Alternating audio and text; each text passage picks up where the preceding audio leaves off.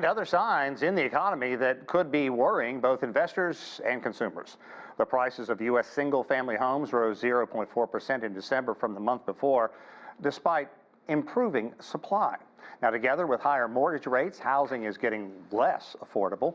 Food prices are also rising again.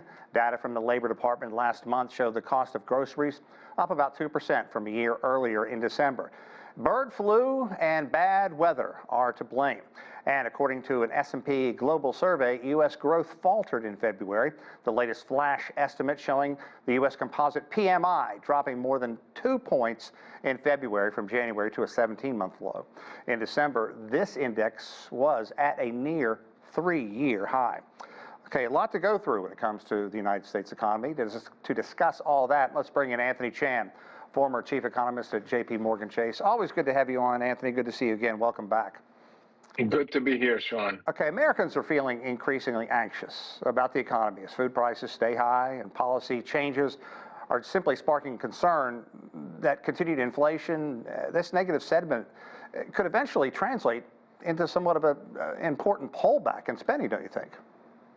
Well, I think so. Whenever you see consumer confidence dropping this far, there is at least some dark clouds on the horizon. What we see is consumer confidence dropping because the jobs plentiful in today's conference board number were less plentiful than they were last month, perceived by consumers. And also jobs hard to get. That index increased from the prior month. But it's not just right now, Sean. The expectations for what's likely to happen in the future, are there going to be more jobs or fewer jobs? Again, suggesting this level of pessimism. They expect that there's going to be less jobs in the future. And when they ask them, are there going to be more jobs, they're not as optimistic. So remember that if your job is at risk, you're not going to be spending as much money. Yeah. So far, the economy is doing okay, but the incremental changes are not as favorable. Okay, and also the latest National Federation of Independent Business survey reporting that the uncertainty component rose again, inflation again, a key concern, and Trump tariffs are clearly weighing on the economy at this point. There's no question. Even in the consumer confidence numbers that came out today, tariffs and inflation were the two most popular things. With regard to that National Federation of Independent Small Business, the optimism index dropped for the third consecutive month. And guess what? The business uncertainty for those small businesses, which are responsible for over 70% of all the jobs created in this country, basically went to the third highest level in the survey's history. And the survey's been around for 51 years. So there's a lot of uncertainty. And again, why, Sean? The reason is clear.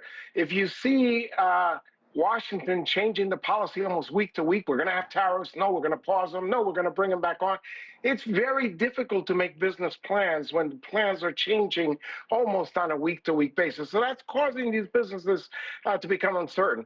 Yeah. My suspicion is a lot of these tariffs are negotiating tactics.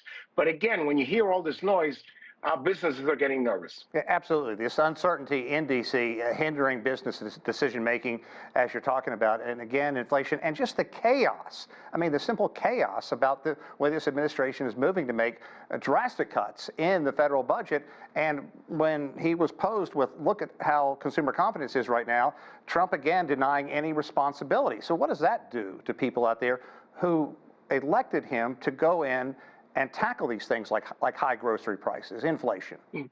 Well, there's nervousness. They feel that somehow we're not doing anything about it. But remember, Sean, right after the elections, business and consumer confidence did pop up, and the administration took credit for it. Now that it's going down, they don't want to talk about it. But again, you either have to take credit when it's going up or take responsibility when it's going down. The reality is that the economy often marches to its own tune. It's not clear to me that we should blame the president because confidence is going down or give the president credit when it's going up. But again, you cannot take the credit when it's going up and sort of look the other way when it's going down. Okay, but I want to get your take on how Trump, Musk, and Doge is moving. How's this going to end? No one can deny, look, there's fat, there's waste in the federal budget, but few people anticipated the cuts would play out like this. And it also has us at odds with had traditionally been the closest U.S. allies.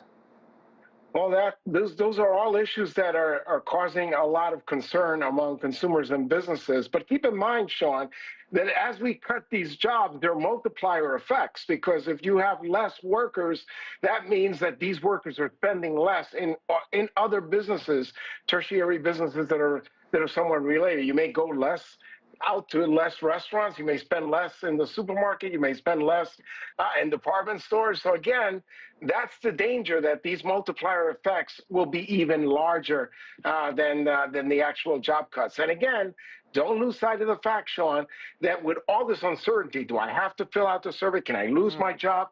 People are thinking maybe next month the rules will change and I will lose my job, even if I don't lose the job this month. So again, all this level of uncertainty means you're going to be spending a lot less because you're not sure if your job is secure. And that's not a positive for the economy. Okay, so last week, University of Michigan's latest survey showed that U.S. consumer sentiment declined in February for the second consecutive month, down a steep 10% from January, and once again, driven by tariffs and inflation. So I go back to, how do you think this whole DOGE effort is going to end? How's it going to play out?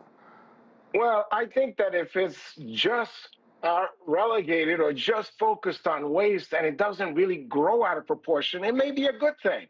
But to the extent that all this uncertainty is part of the process, that's very negative. And one of the things of those two surveys, the Michigan one and the Conference Board today, inflation expectations are going crazy. Yeah. We saw that in the University of Michigan, the 1 year ahead inflation numbers up to 4.3%.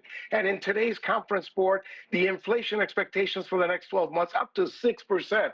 And given the fact that the inflation target of the Federal Reserve is 2%, these have to be alarming numbers. And again, why is this happening? Because we know that if tariffs are imposed, surveys show that these businesses are going to pass it on. The Atlanta Fed President, Raphael Bostic, said on national television that they've been doing surveys and anecdotal evidence suggests that virtually all or 100% of those tariffs are going to be passed on to the consumer. Yeah. People are hearing this, and it is generating a lot of concern and higher inflation expectations.